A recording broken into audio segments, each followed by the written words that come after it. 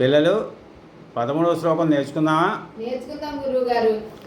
తతః శంఖాశ్చ భేర్యశ్చ తతః శంఖాశ్చ భేర్యశ్చ తతః శంఖాశ్చ భేర్యశ్చ తతః శంఖాశ్చ భేర్యశ్చ పణవానక గోముఖాః పణవానక గోముఖాః పణవానక గోముఖాః పణవానక గోముఖాః సహసైవాభ్యహన్యంత సహసైవాభ్యహన్యంత సశబ్దస్తుములోऽభవత్ సశబ్దస్థుములోऽభవత్ సశబ్దస్థుములోऽభవత్ సశబ్దస్థుములోऽభవత్ తతః శంఖాశ్చ భేర్యశ్చ పణవానక గోముఖాః సహసైవాభ్యహన్యంత సశబ్దస్తుములోऽభవత్.